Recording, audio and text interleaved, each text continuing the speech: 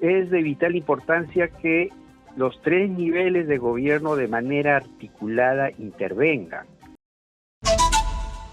Vamos a darle la bienvenida ya a Russell Ceballos, representante de la Adjuntía para la Administración Estatal de la Defensoría del Pueblo, al cual le agradezco por su tiempo. Señor Ceballos, buenas noches, bienvenido, Exitosa.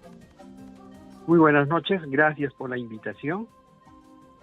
A usted, muchas gracias, porque es un tema importante. El fenómeno del Niño es una realidad, el cambio climático es una realidad, nos afecta a todos los peruanos y como ha mencionado este reporte de ENFEN, 8 millones de personas estarían afectadas por el déficit hídrico y 1,5 millones por huaicos o deslizamientos con el fenómeno del Niño llegue o se haga más intenso en territorio nacional. ¿Qué es lo que está observando la Defensoría del Pueblo?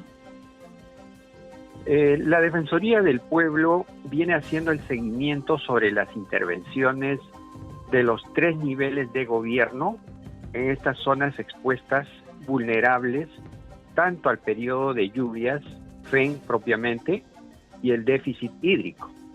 Es así que durante los primeros meses, vamos a recordar entre enero, febrero, marzo, han resultado afectadas por lluvias intensas más de 120,000 damnificados y 700,000 personas propiamente como afectadas.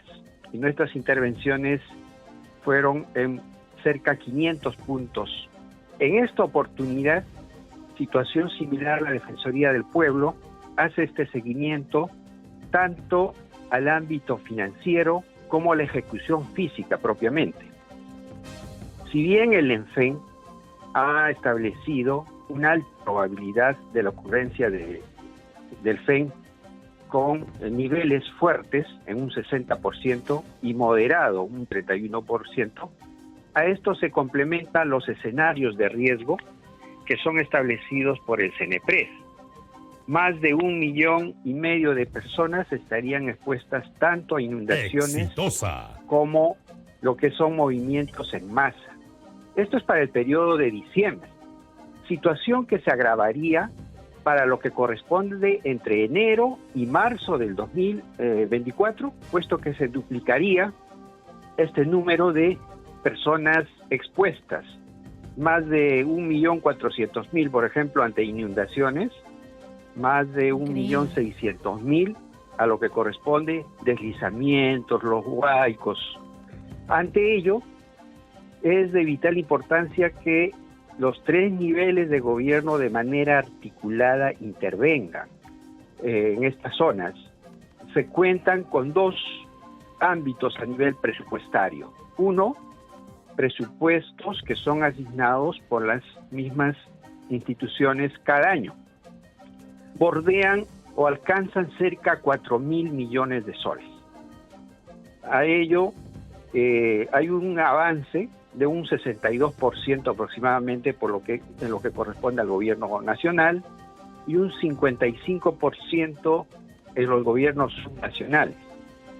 Sumado a esto, también se cuenta con recursos transferidos del Poder Ejecutivo a los tres niveles de gobierno, más de 4,000 millones de soles, donde se concentra el mayor porcentaje, cerca del 80%, en el gobierno nacional.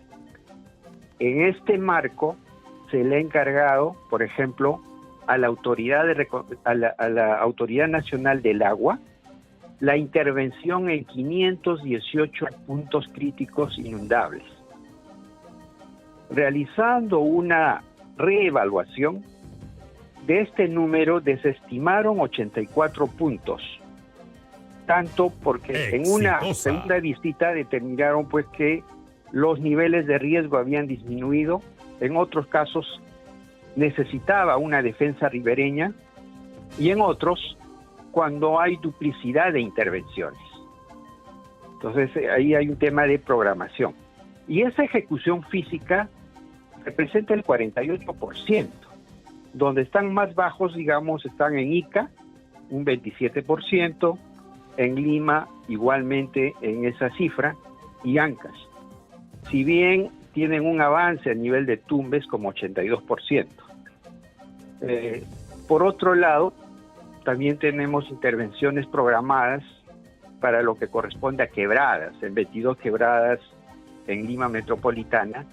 Sin embargo, dentro de la programación de esta entidad se está proyectando la culminación para el 31 de enero, es decir, en un pico alto del periodo de lluvias. A esto podemos sumar también la programación de la Autoridad de Reconstrucción con Cambios en 101 puntos críticos, de los cuales tiene un avance del 12% de ejecución física y financiera un 14%. Ante ello es de suma relevancia que se pueda dotar de celeridad de estas actividades de descolmatación de ríos propiamente. Señor Ceballos, usted menciona que una de las zonas, las regiones donde hay menor ejecución es Sica, pero conversamos hace algunas semanas con un representante del GORE-ICA y nos decía de que tenían las partidas presupuestales, tenían la documentación lista, pero lo que faltaba era el presupuesto del Poder Ejecutivo. ¿Usted podía contrastar esa información? El avance que le menciono es en lo que corresponde a la Autoridad Nacional del Agua, que son 518 puntos críticos, es decir, entidades del nivel nacional, donde el avance, pues estos puntos críticos es el 27% de una ejecución física. Porque las intervenciones corresponden descolmatación, por ejemplo, de ríos, a la municipalidad distrital, municipalidad provincial, el gobierno regional, y en zonas declaradas en estado de emergencia o a través de decretos de urgencia como se han habilitado, el gobierno nacional. Entonces, de manera coordinada, tienen que intervenir estos niveles de gobierno. ¿Y cuál considera que es la responsabilidad de los gobiernos locales? Porque ellos son los que tienen que fiscalizar y son los más cercanos a la población. Siempre se le hace el reclamo al Poder Ejecutivo de la falta de presupuesto, de la falta de ejecución, pero el gobierno local es el que está cercano a los vecinos. Exacto, porque hay que ver que es una obligación del gobierno local asignar recursos a través del programa presupuestal 068. Incluso los empadronamientos son responsabilidad de los gobiernos locales, cuando hay un bono, por ejemplo. También, efectivamente. Es en un marco ya de preparación y de respuesta está. Sin embargo, cuando determinamos lo que son las actividades de descolmatación, se enfoca a una reducción de riesgos y a una mitigación propiamente. Entonces, en este aspecto, es una obligación asignar recursos a los niveles de gobierno. Si bien declarado el estado de emergencia, porque hay que ver que es más de cerca de 1,000 distritos se encuentran declarados en estado de emergencia por lluvias, igualmente más de 800 distritos por déficit hídrico.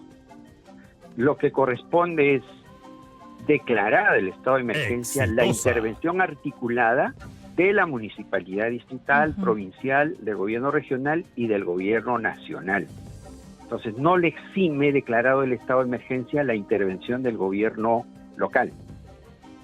Muy bien, señor Ceballos, muchas gracias. Para finalizar, por favor, ¿cuáles son las recomendaciones para los 3 niveles de gobierno, pero también para la población? Porque aquí en Exitosa hemos sido testigos de cómo hay zonas de pobladores que salen a marchar exigiendo que las autoridades ejecuten el presupuesto de mitigación frente a lo que va a venir, porque son los afectados. Si hay huaicos, inundaciones, si hay sequías, es la población la afectada. Incluso con el paso del ciclón Yaku, los canales de comunicación y algunos puentes fueron destruidos y la población y diversas poblaciones estuvieron incomunicadas y afectadas directamente. Por eso ellos exigen la ejecución de presupuesto y obras inmediatas para mitigar lo que se nos viene, no sé si en meses o semanas, pero es una realidad. Efectivamente, aquí hay que ver que es una responsabilidad de los 3 niveles de gobierno desarrollar lo que son el encauzamiento, la limpieza de ríos y quebradas. Son actividades que no requieren un expediente complejo como lo que sí son las defensas ribereñas. Entonces se debe dotar la mayor celeridad. Declarado el estado de emergencia, también los servicios se pueden realizar contrataciones directas. Es importante que también estén acompañados de una asistencia técnica del MEF. Entonces hacemos este llamado a una articulación, a una coordinación entre los 3 niveles de gobierno a efectos de garantizar, salvaguardar la vida de la población expuesta a estos eventos. Igualmente, deben de brindar toda la información que corresponde sobre estos escenarios de riesgo, hacer la réplica en su ámbito territorial sobre crecida de ríos, la activación de quebradas, para que la población pueda tomar una medida inmediata en salvaguarda de su vida a través de un sistema de alerta temprana, identificar rutas de evacuación, zonas seguras para instalación de albergues.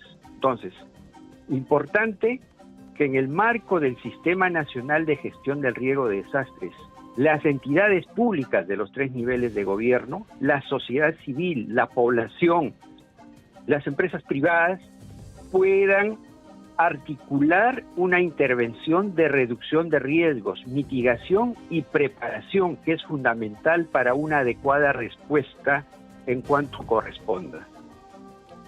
Bien, gracias a Roosevelt Ceballos, vocero de la Defensoría del Pueblo y representante de la Adjuntía para la Administración Estatal de la Defensoría. Muchas gracias por su observación.